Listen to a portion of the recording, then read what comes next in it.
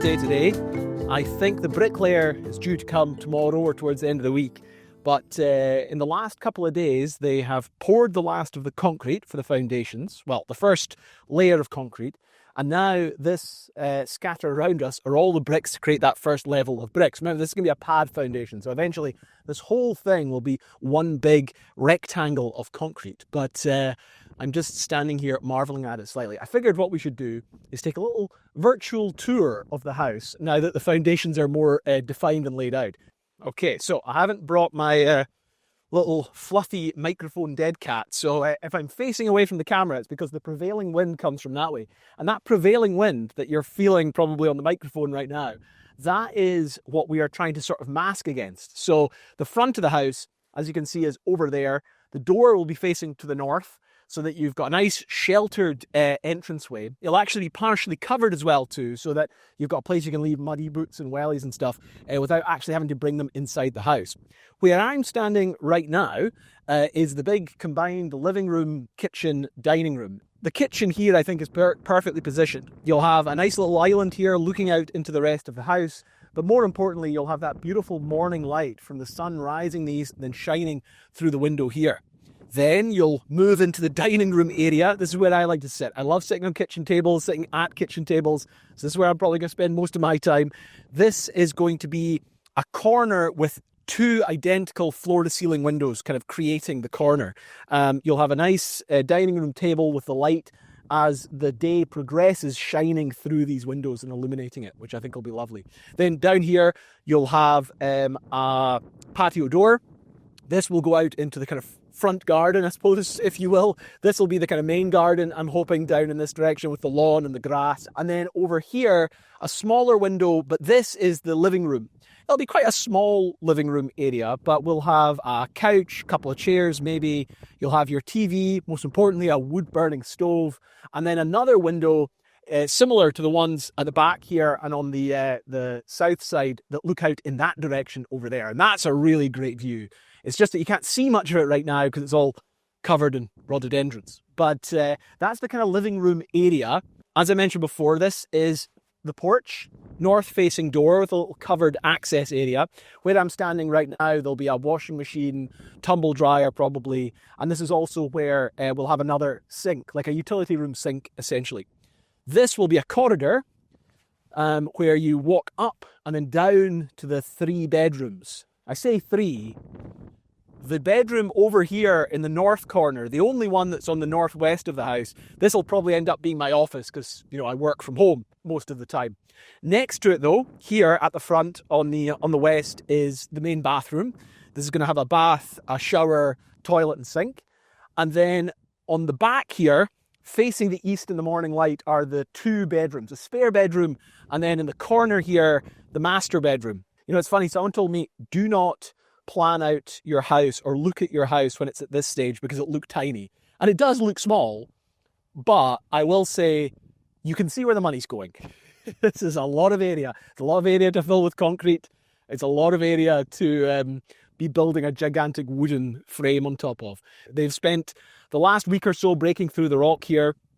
It was took a little bit longer, I think, than they maybe expected, but the ground eventually gave. As one of them said, it's certainly not going to sink. You can have a nice solid foundation.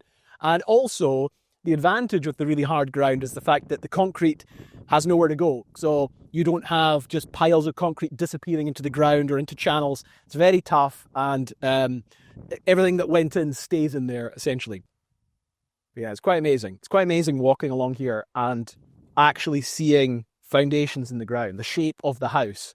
Everything now starts to happen very, very quickly, I think, especially when the kit arrives. Remember, this is going to be a timber frame kit. Down south in England, that's still quite rare. Most places in England and most building in England still takes place in the very traditional, you know, brick and mortar style construction. Up here in Scotland for decades now, I think the primary way of building most new build houses has been timber frame construction, as we're going to do. But all that's going to happen pretty quickly. So I think it's been about 5 years and a month since I first came up here, cut my way through the Roddies and went, yeah, this would be a good place to build a house. And all these years later, we're actually seeing the beginnings of it come together. Incredibly incredibly strange to actually see. But yeah, and incredibly exciting as well too.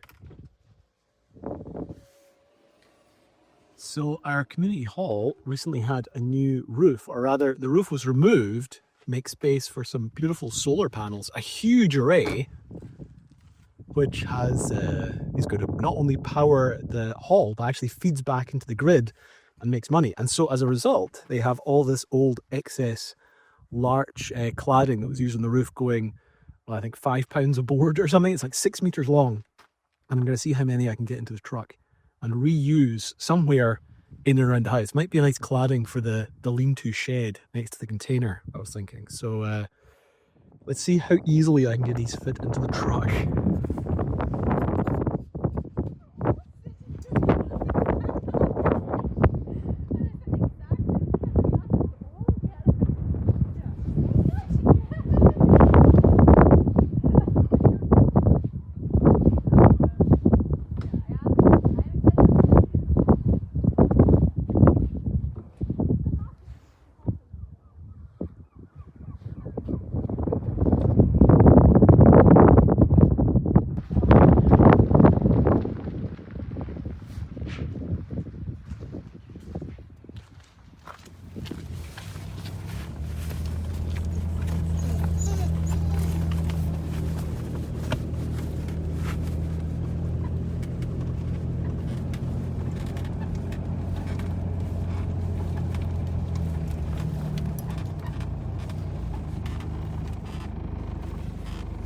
Oh, what a beautiful day.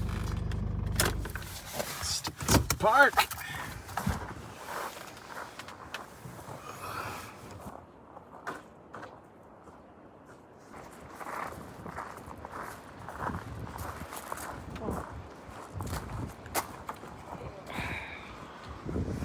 You know, after a decade or so on the roof of our community hall, I thought these things, and I had heard these things were in pretty bad condition, but oh god, they're alright actually.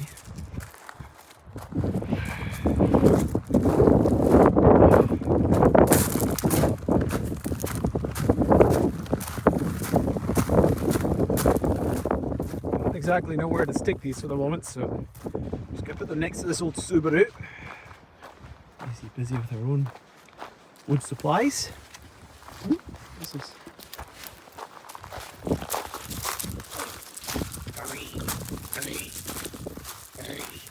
you naughty dog.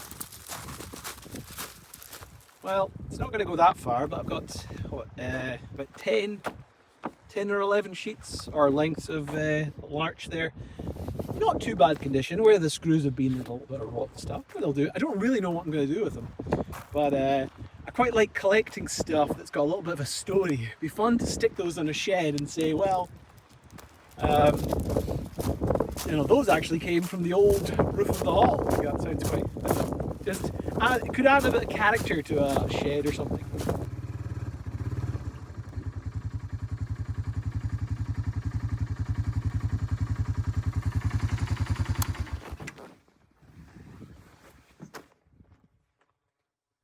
Well, first day of the week, and around half the blockwork's already done. I didn't even know they were up here until I popped up to get a box of screws, and then I saw them working away.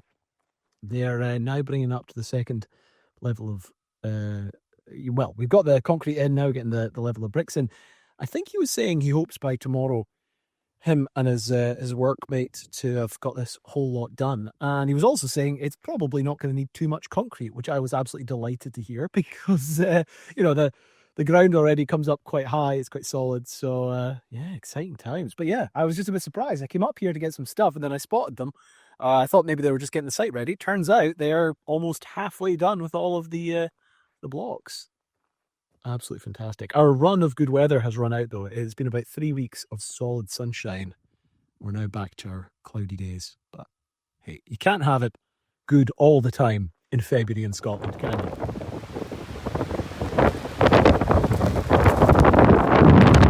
Well, the wind's done a number on us today. Some of the insulation up there got blown away. including this bit, which then knocked down the fence here. So I'm going to try and get this fence lifted back up, get this bit of insulation out of the way. See, the welfare unit has also arrived. That's their tea hut that's going to turn up here for when they're doing the building of the fence. Oh man. Right. I think this fence fix.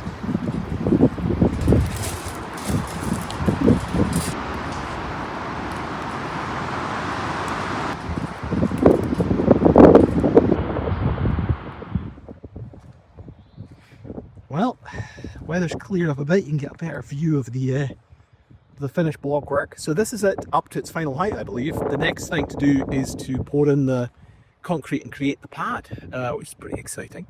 You can see the original, use leather measuring tape, but you can see here the poured concrete that they did last week, poured that into a nice set level, and then builders came in with brickies and they put in this lovely blockwork here. So over there you can see this is the kitchen, living room, dining area, dining room, living room, kitchen, and then this wall is what would you call it, the supporting wall, because over here we've got the open ceiling, so this is one big area, and then this last section here, this is bedrooms, bathrooms, and then you see the wee porch over there. We actually asked them to extend the porch in the original plans. The porch originally kind of came to this little bit here. We asked them to add on a little bit at the end, and I'm glad we did, because it means you can fit in all your extra worktops and like.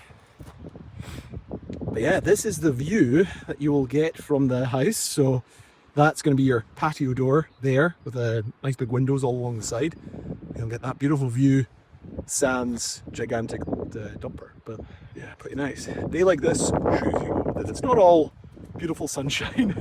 So it's yeah, ups and downs. I just wish all of the insulation, which has been blowing all over the site for the last 12 hours, had maybe been arrived when it was sunnier. But